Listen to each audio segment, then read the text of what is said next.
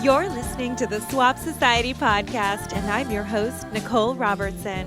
I interview thought leaders and change makers who are working to create a more sustainable and equitable world through fashion, art, and activism. Join us for a dose of climate optimism as we envision a brighter future.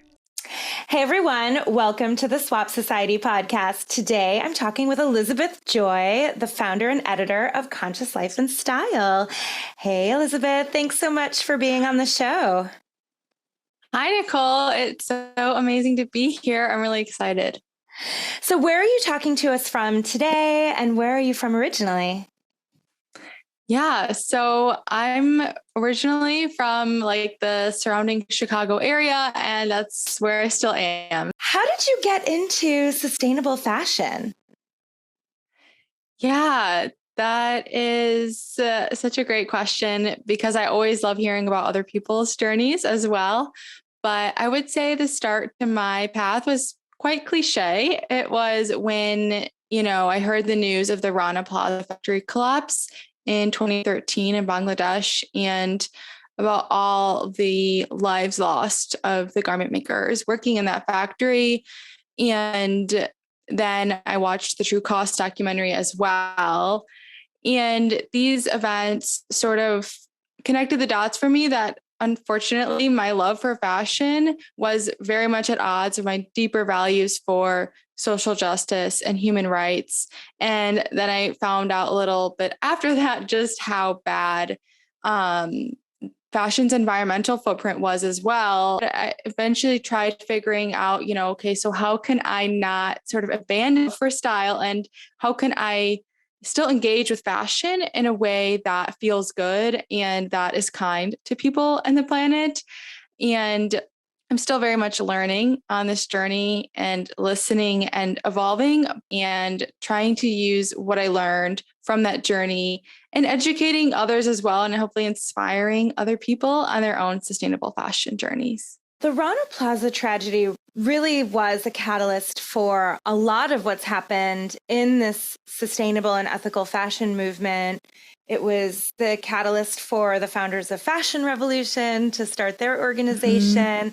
I think it was something that it did capture news. Not everybody heard about it. Not everybody even today knows about it. But I think that once you see that, I don't know how you could just not make a change in your choices. I think that it's really interesting to hear kind of what has been a catalyst for people. I suppose we live in a bit of a bubble, so I guess we can start there and just say that, you and I are both passionate about the same thing, right? We know, for the most part, the same information, and we've had a similar reaction to learning what we've learned. But do you find that it's the same for everyone? Like when you're talking to people and they're learning this information for the first time, what do you feel is the experience that people have when they first learn about this? Do you think that we're a minority, or do you think the issue is lack of information, or do you think it's an empathy problem? Yeah, that is a very interesting question and something that I have been struggling with in recent years as well, because I feel like at the beginning I was just like, we need to increase awareness. And then as soon as people are aware, everything is going to be okay. And I think we have seen an incredible increase in awareness in the past years, thanks in part to movements like Fashion Revolution and the True Cost documentary and all that kind of stuff. But yeah, we're still sort of there's still a big gap between awareness and action. And that's sort of the space I'm trying to navigate now, is how do we get people who are aware more engaged? And I think that there's so many reasons why people might not be engaged.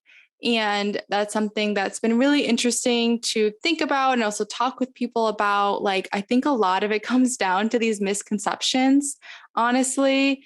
Sustainable fashion is a sacrifice, and I can only wear hemp sacks if I want to be part of the eco fashion movement.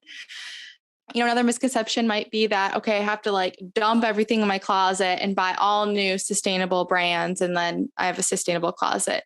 Or they might think that, well, I have to give up on like having fun with fashion, right? Because a lot of people find shopping just fun. Like people literally do that as a hobby. I used to, I get it, I understand.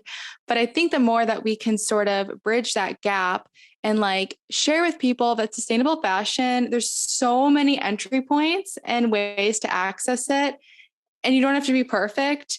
And it doesn't have to look any one single way. Like you can get started by just shopping less, and instead of going shopping on a Saturday, maybe play around with your closet and try to restyle some new outfits. Or maybe you go thrifting instead of going to the mall. Or maybe you check out Swap Society instead of going online shopping at the fast fashion brand. And there's just so many ways to get involved.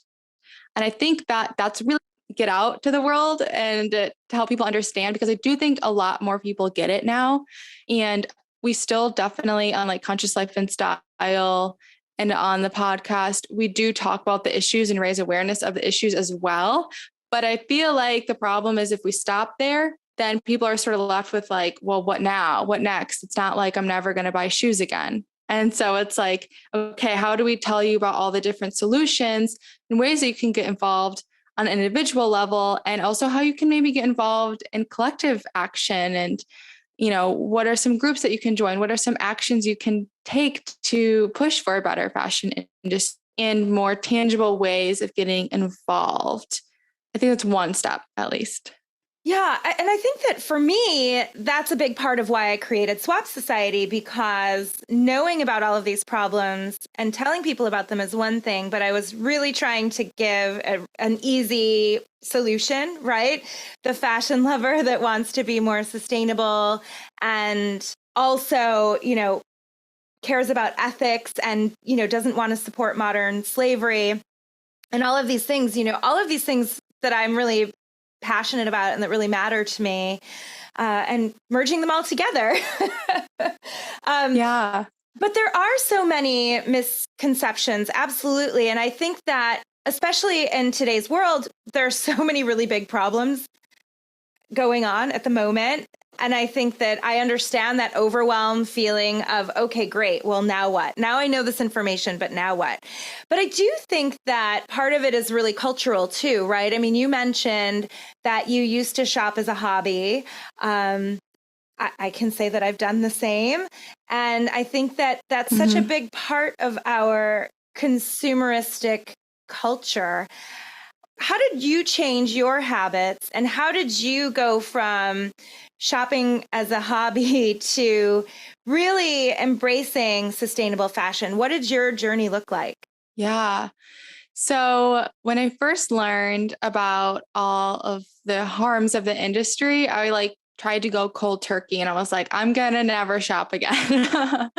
And I I just didn't shop. I didn't do anything. And then I like needed something, and I went online, and I just bought a ton of stuff. Like before there were hauls, it was like my own personal fast fashion haul, because I had sort of deprived myself and then and then I just went crazy with it. And I was like, okay, how can I go about this in a maybe better way of just like not shopping at all and then buying a ton of stuff? Like, I need to get at a deeper level and like sort of engage with that at a deeper level.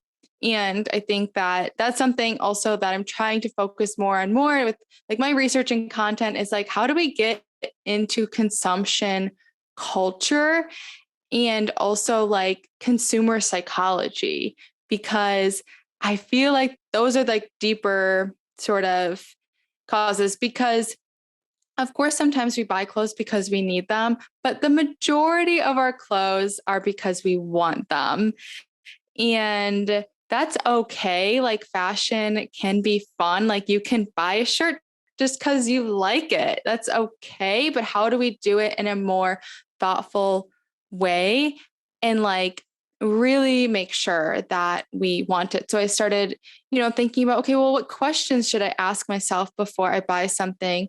Okay, let me implement a waiting period of 30 days to make sure I really want it. Because sometimes we think that we want it because it looks shiny and sparkly and exciting in the moment.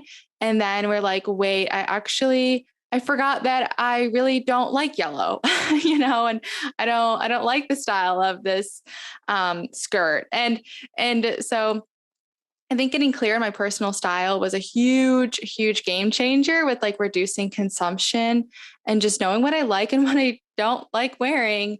And then secondly, exploring, better ways of accessing that clothing. So secondhand, swapping, buying from conscious brands when I'm able to, I get it. That's not always affordable. And of course, buying fewer, better things is one way. Like if someone is doing a shopping haul and, $1,000 Shein haul, that person probably could afford to invest in, fewer, better things. But I get that it's not available to everybody. So just thinking about all the various ways that we can get involved with sustainable fashion. As I always say, just like first, like buying less, like you don't even have to like buy zero, but just like reducing that consumption. And yeah, just how can you perhaps access clothing in a pre-loved way, whether that's your friend or that's an online swapping platform or your local thrift store. So I guess that's kind of like the two things that I would say is like thinking about my habits and then trying to like access clothing in a more thoughtful way. And then finally, I would just say like noticing my shopping triggers and like trying to replace that with something else. So like not going shopping when I'm feeling stressed or overwhelmed and looking at that as some sort of like retail therapy, but rather going on a walk in nature. And it sounds really cheesy and all that, but like it's it sounds so simple, but just doing it, I think it's really interesting how much that can change your relationship to shopping when you're not looking for it to solve a problem, if that makes sense.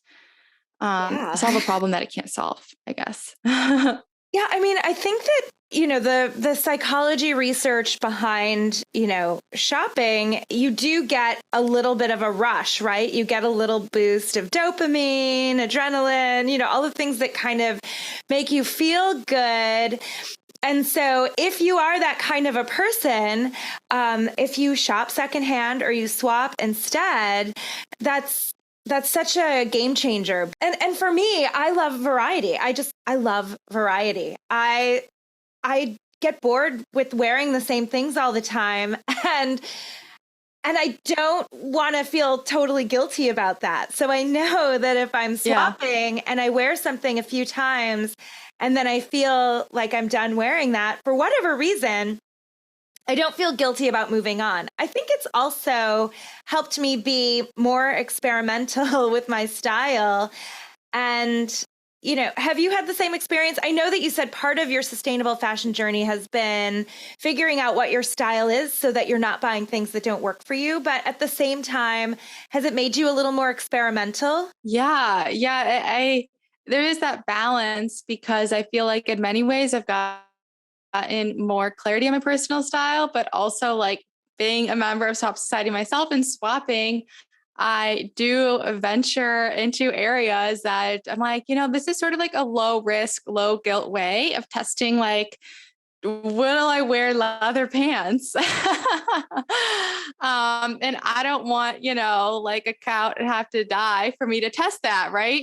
So exploring that like a secondhand avenue is a really interesting way of going about it. And I realized that actually that's not me. And I tried to make it work and it wasn't.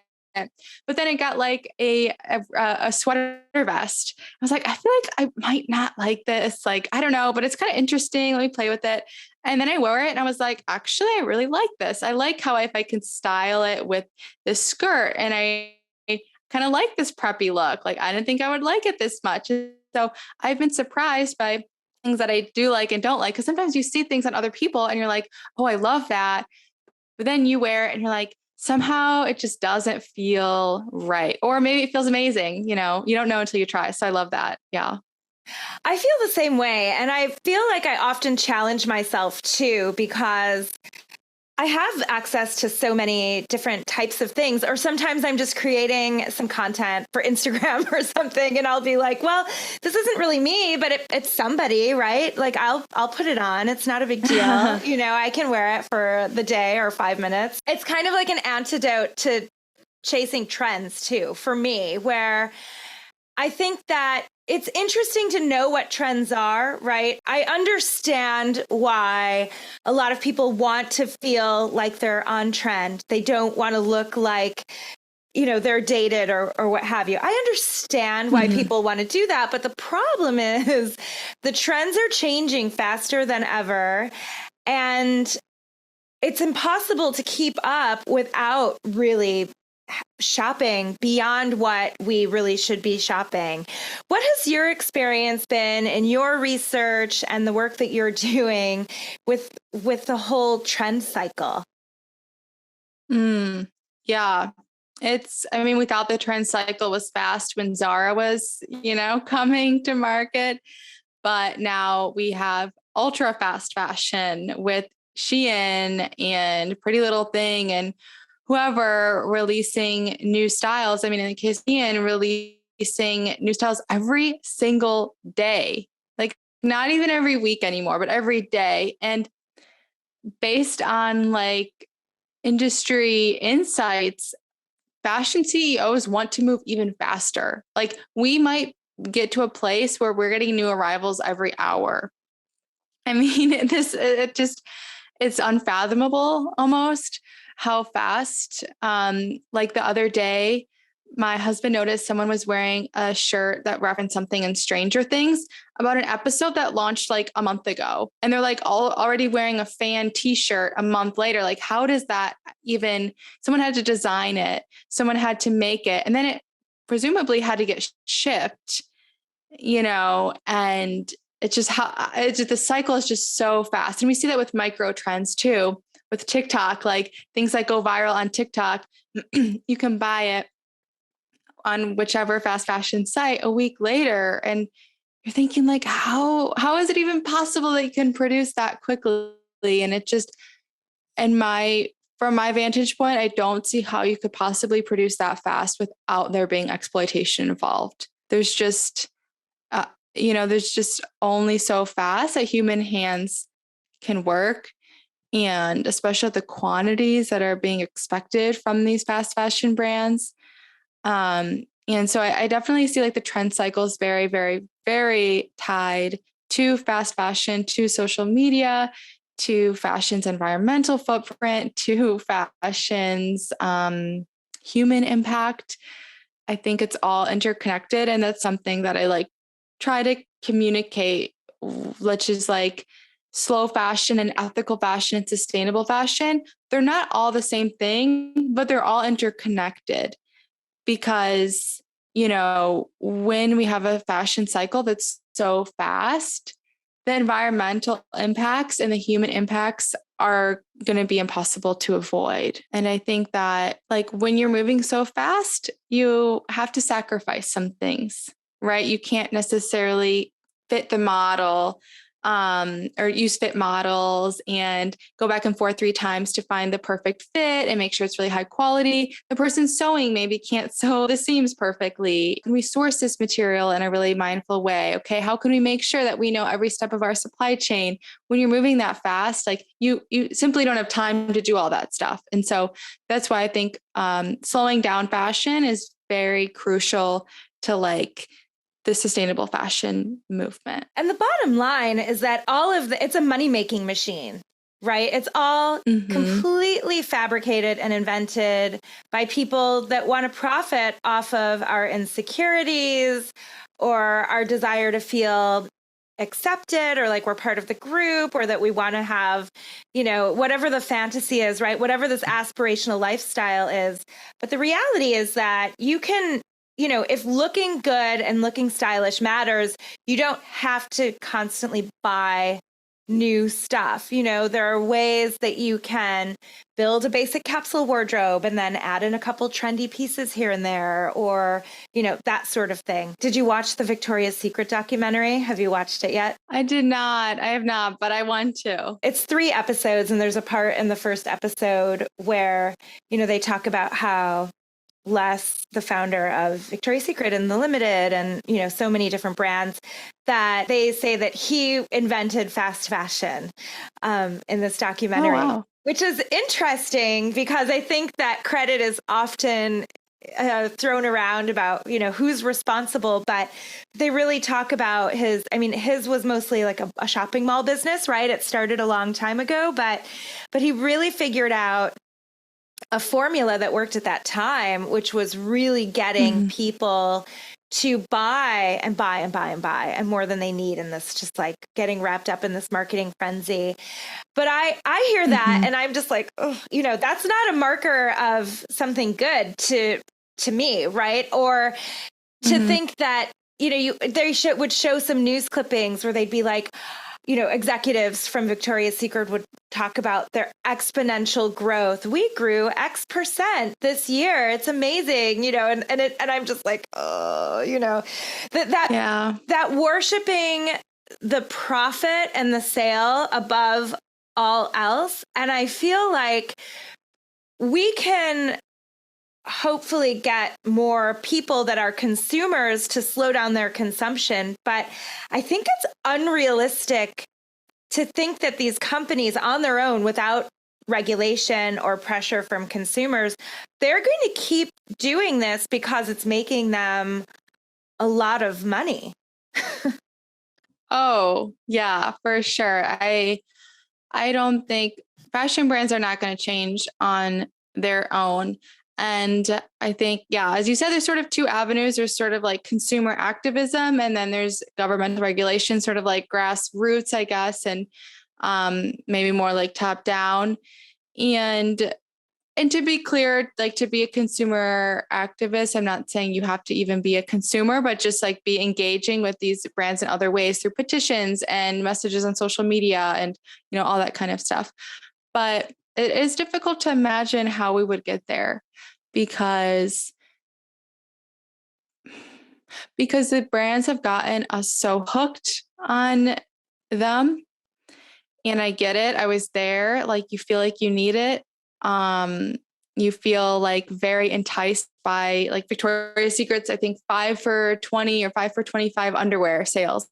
So they would have all the time. And, always being drawn in by that. And I bet it's even harder now with like constant social media notifications and push notifications and ads everywhere for these fast fashion brands. And cookies have gotten so much better with them, sort of like the dress you looked at following you around everywhere that you go. And, it's gotten even harder. And so I think that, we're going to need activism. I think we're going to need fashion activism, consumer activism to get these brands to clean up their act, because as you said, it's hard to imagine them ever wanting to change because they're addicted to growth. They're addicted to growth, and their addiction to growth is like that for their addiction to growth, they need us to become addicted to consuming more and more and more and more and more in our current economic system, right? Because the economy is dependent on growth. And that's been something I've been thinking a lot about recently, reading like Degrowth by Less is More, How Degrowth Will Save the World by Jason Hickel, and The Day the World Stops Shopping by J.B. McKinnon, and books like that, and exploring concepts of degrowth that envision an economy that isn't necessarily like, they're not anti-growth, as Jason Hickel says, but like a growth. So like the economy might grow and the economy might not grow, but like, that's not our measure of success. Our measure of success is, are people like, happy? What is the social progress? What is people's, other needs being met? Is the environment being protected for future generations? And there's all sorts of concepts like that. Like, donut economics, well-being economies. And these sort of visions for the future, I find so inspiring. And I know they're like cloud in the, what is it, pie in the sky ideas. And what is the phrase? Pie in the I don't sky. know, but it's just like God in the sky idea.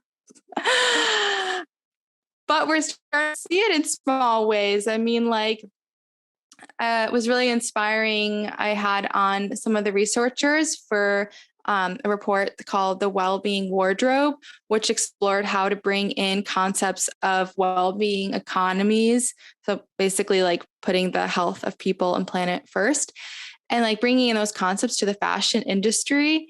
And they were basically saying that like the slow fashion industry, the conscious fashion space is already like implementing many of these ideas through reuse and secondhand and, you know, alternative ways of engaging with clothing, like swapping, and also prioritizing things like mending and repair and, you know, keeping things in circulation longer and valuing quality over quantity and prioritizing, you know, positive social impacts and all that kind of stuff. So I think I got really like off of your question, but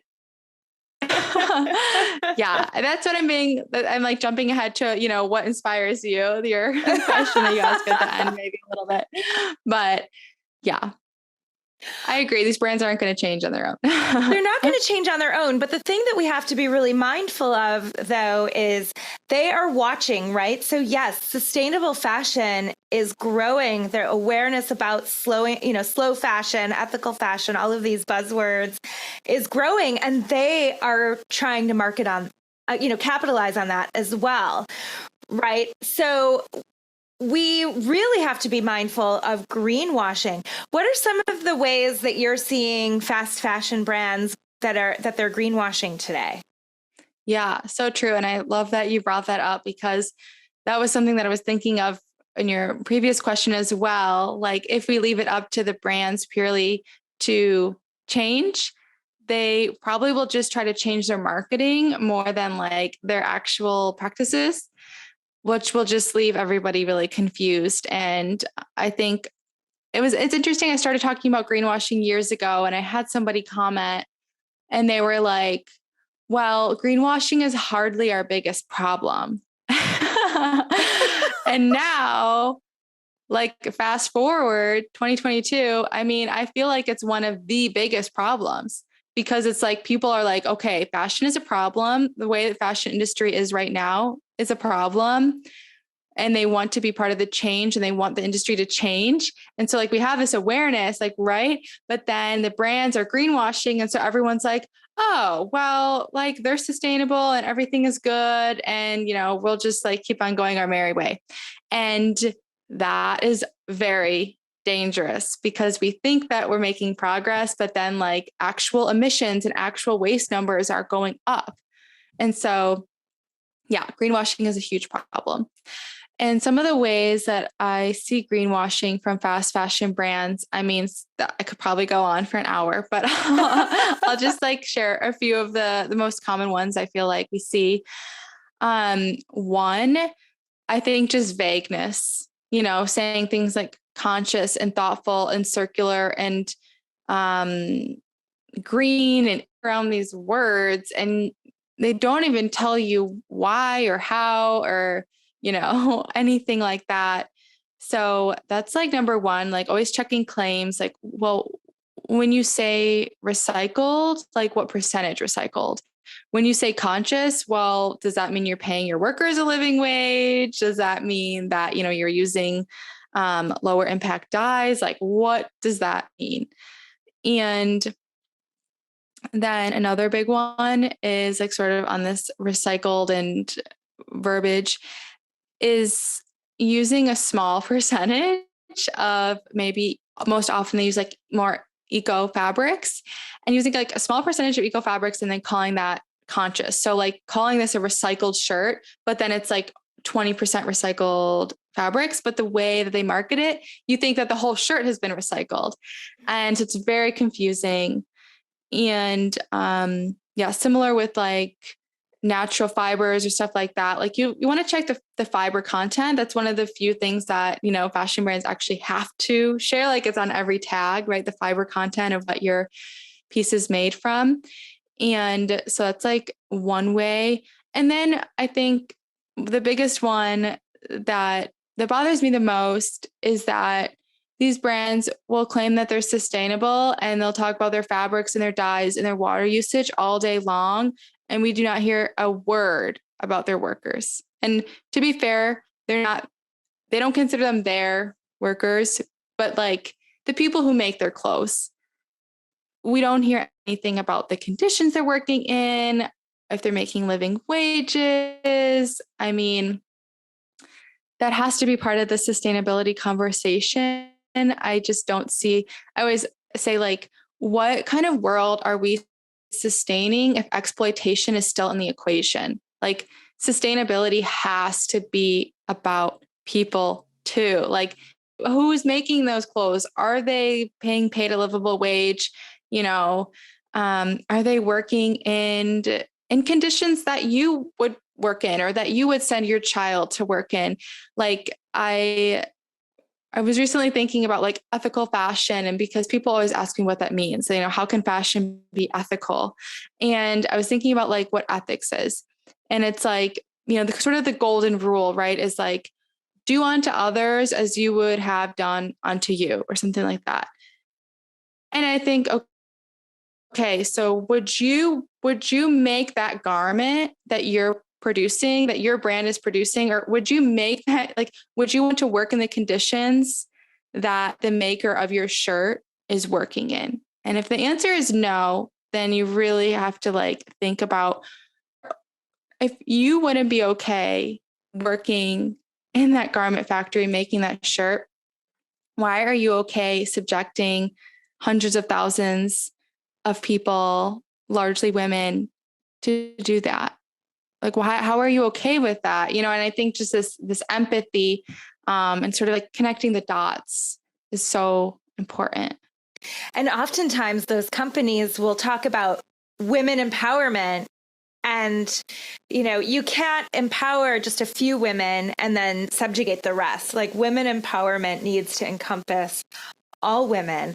I want to circle back quickly. Yes. You mentioned about how brands are required to disclose fabric content on their labels. And I actually chatted with some people from Matoha. Matoha makes a fabric scanner. They're about helping people that are processing garments identify the fabric content. So it's like a scanner and it can kind of tell you information. And one thing that they shared that I thought was really interesting was that, and I'll have to listen back. I don't remember the stat that they shared, but they're often incorrect.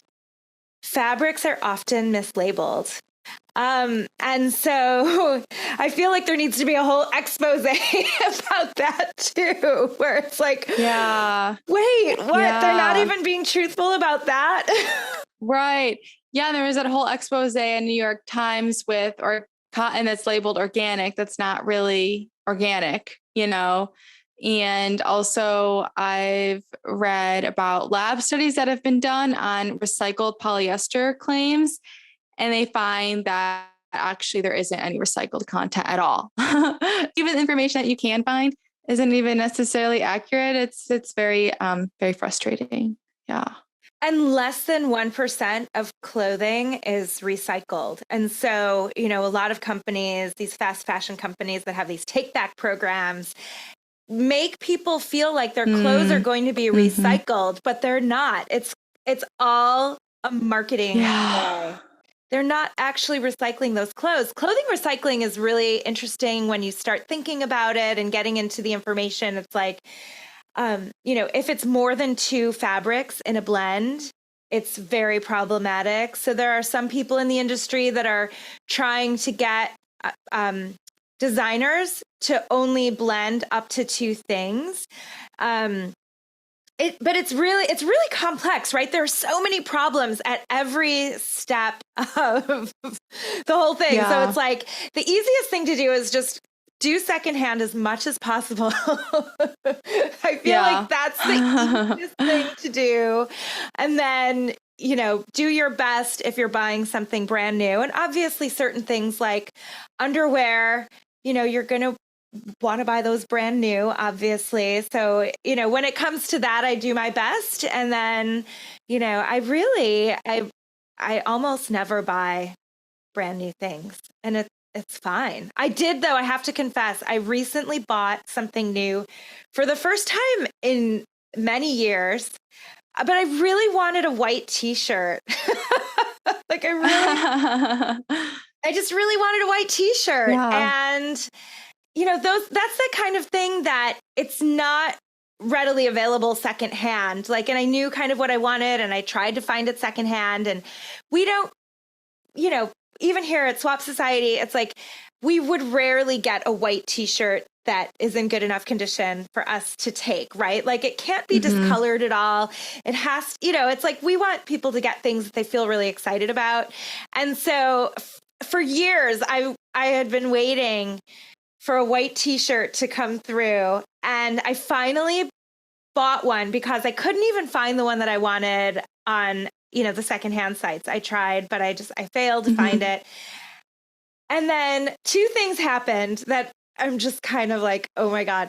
One is naturally I spilled something on it, and I've like soaked it in the oxygen bleach and it's better, but like there's still that little like hint of, the stain. It's like, oh my God, I can't believe. Yeah, it's always when you're wearing white or a light color, you always spill. That's my life. Well, and it's like I finally, like, after years of not buying, after years of hoping that like a used one that I liked would come my way, I finally bought one, and then I stained it. But then also shortly thereafter, somebody did swap a really good condition white t-shirt. And I was like, oh my God, that's so funny. If I had just waited.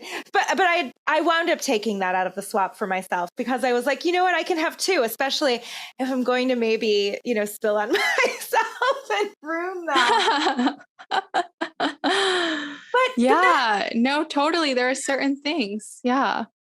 But it's funny because I think that, not everybody has to be as extreme as that, I guess, is what I'm getting at as well. If you feel like you really want a white t-shirt, you can buy the white t-shirt. The problem isn't buying the white t-shirt. The problem is the hauls, the haul culture, or if you're not buying hauls, buying something every week. It's like you really need something new every week.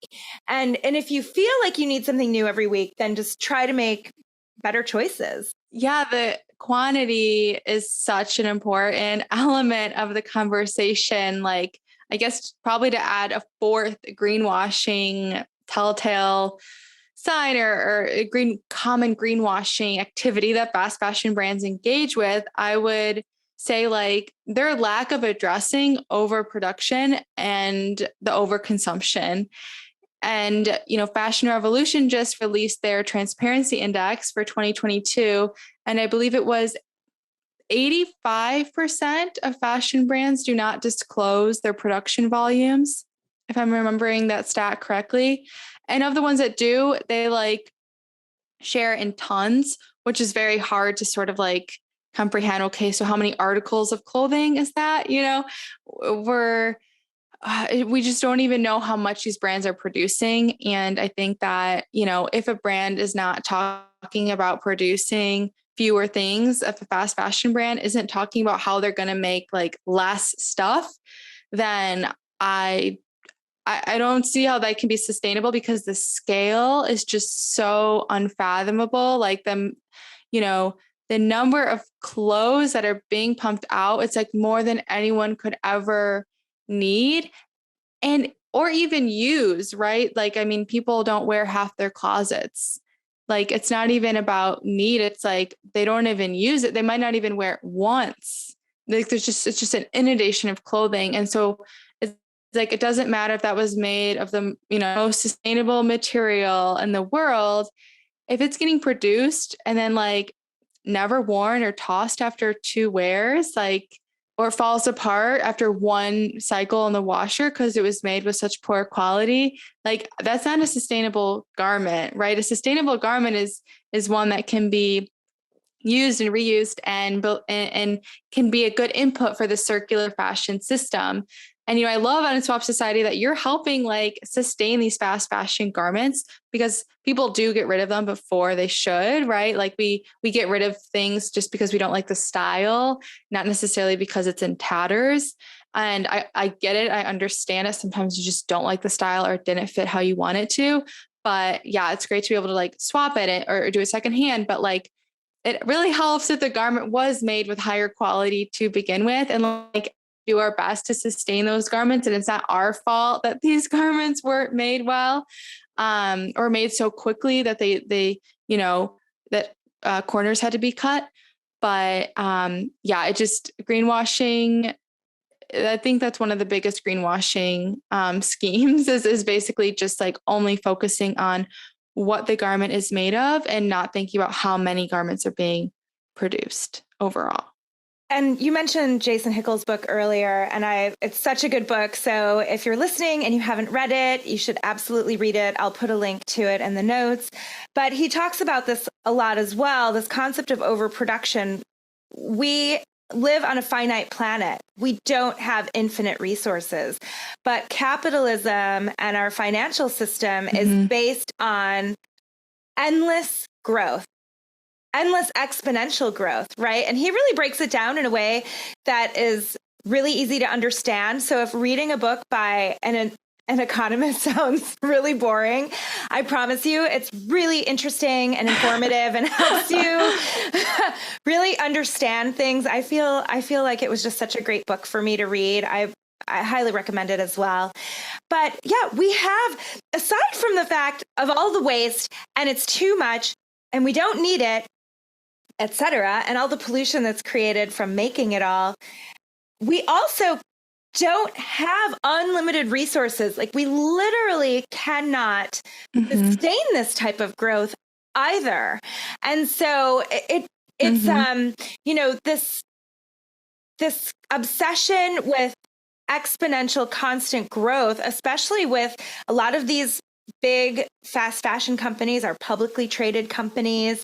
They have shareholders that they need to appease and who want to see all of this growth. And, the reality is that it's unrealistic. And so we do need to, as humans living on this earth, also deal with reality and what, obviously the climate crisis, but also we are going to run out of these resources. And even something like cotton, where, we only have roughly 50 something harvests left. I don't know if you've heard about this as well. I mean, this soil problem, but if we're kind of destroying our soil and we're running out of the amount of harvests that we realistically have as humans to be able to grow food, should we really be using so much of that land to grow clothes that we don't need and that we're going to wear once or twice, and then we're going to throw it in a landfill?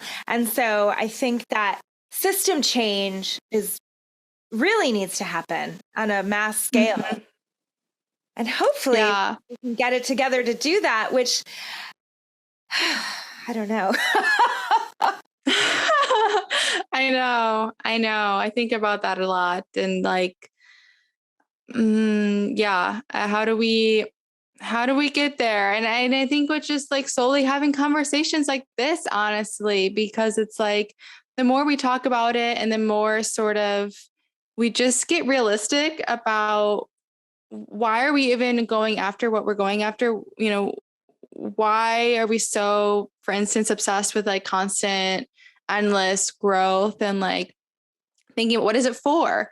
What do we really want? What do each of us really want in our lives? And what do we want for the world? And like, is the way that, we're operating, or our governments are operating, or the economy is operating, or the companies are operating, are we like going in a way that's like towards a future that we want? And just like interrogating that and thinking about that, I think is just so valuable. And I think with that awareness, we just start to slowly make different choices in our lives and hopefully inspire people around us and like, maybe eventually reach mass media and reach politicians and people in positions of power and start to really like facilitate that movement towards like the day the world stops shopping.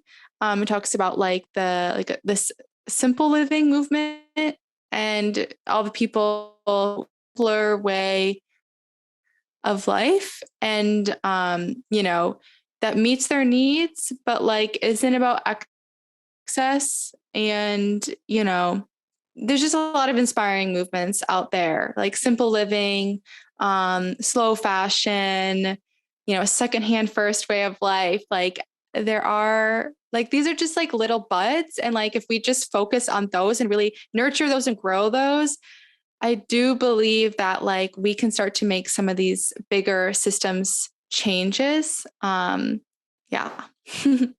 So what's keeping you feeling optimistic? Because, right, this is all a lot of heavy information Yeah. and we're living in this climate crisis. And how do you stay optimistic? Yeah. So I guess I've been seeing just so much progress. So I would always do these news roundups for Conscious Life and Style. And in the beginning, it was like really hard to find positive news. And I basically just put in everything I could find about sustainable fashion. And now I have to curate the articles that I share in my weekly newsletter. Like I have to really condense it down and pick like the ones that I think are the most powerful or the most educational or inspirational. And it's just like it's being talked about so much more. And it's not just fluff. I mean, some of it is for sure, but it's also really exciting progress. Like, SB 62, the Garment Worker Protection Act that passed in California, and now the Fabric Act, which I know you had a podcast episode on that was really informative. And that has been introduced in the House here in the U.S. And the International Accord for Health and Safety in the Textile and Garment, because it's really long, and I didn't want to forget it. But that's basically the expansion of the Bangladesh Accord that was signed in 2013 or 2014 after the Rana Plaza factory collapse. And that basically is a legally binding agreement to protect workers. And like a few more like signs of progress that have been really keeping me optimistic are the actions being taken on greenwashing. So as we were talking about before, greenwashing is like really rampant.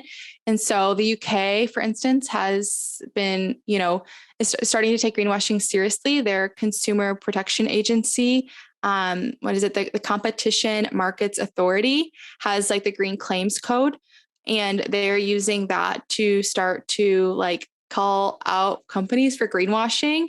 And they're able to fine up 10% of a company's global revenues. So like, or global turnover, technically, which is like significant because sometimes these fines are so piddly that it's like companies don't care and they just go on doing whatever they were doing. But 10% like that that hurts, and the more we can get that, and I hope that we can see something like that in the US too. I know like the Norwegian Consumer Authority recently gave a warning to H&M for greenwashing. So that is exciting to see that the consumer protection agencies are taking that seriously as like companies are kind of like defrauding consumers by claiming sustainability where there is none. And then finally, an exciting progress is the EU strategy for sustainable and circular textiles.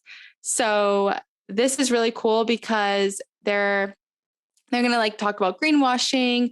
They're talking about how to halt exports of textile waste and, how to deal with textile waste. And they're talking about design requirements.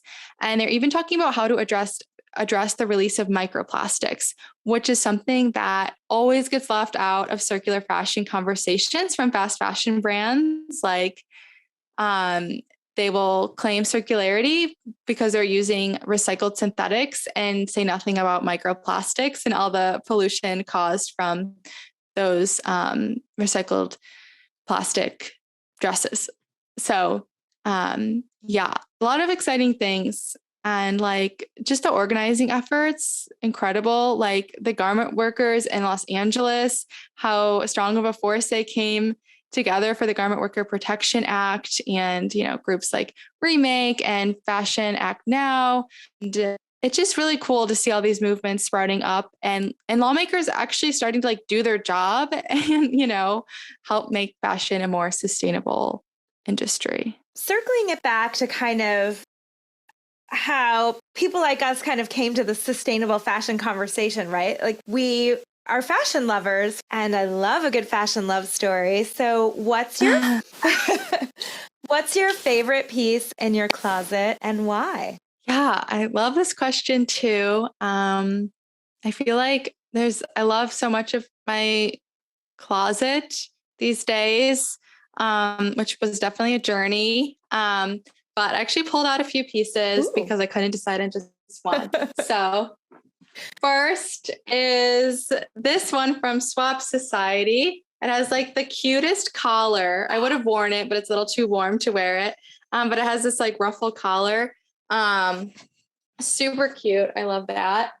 And then I also have like a denim jacket that I wear all the time. And then like a really, really old fast fashion jacket. And I've just been loving like layering. And yeah, like this one is like, I felt really guilty buying this. This is on my sustainable fashion journey, but I was somewhere that was like really cold and I had to buy a jacket when I was traveling, and I felt terrible about like supporting some fast fashion brand. And I was like, I'm going to wear it 300 times and like, just make the most out of it. And that's the thing too. I mean, if you buy fast fashion because you genuinely need something or you're in a situation where you're like, oh my God, I'm traveling and I'm freezing and I need a jacket. As long as you think about, okay, well, am I really going to wear this a lot? Then that can still be a sustainable choice. One of the biggest problems is not wearing the garment. So that's great. Yeah, totally. And what's inspiring you right now? Yeah. Well, I know I had a super long answer about the optimism, so I'll keep this one really short. But I think just like the movements that we're seeing and like the collective action and seeing the power of that, like I've been thinking a lot about the quote, like the whole is greater than the sum of its parts. I'm butchering that, but it's like, this famous, like, and like when 1,000 people come together towards the same cause, it's greater than 1,000 individual actions. It's like 1,000 people coming together might actually get the attention of a media outlet or might get the attention of a lawmaker that can then do something that impacts hundreds of thousands of garment makers, or, do something that helps stem fashion's contribution to the climate crisis. Like when we join together in collective action, the whole is greater than the sum of its parts. And like, that is really inspiring to me. And like, we can make change happen. We've seen it done. We're seeing it done right now. And I think that the biggest key is just like, when we see all these issues, not falling into despair or hopelessness. I know it's so, so hard, and we're being inundated with so much, like more than we can handle.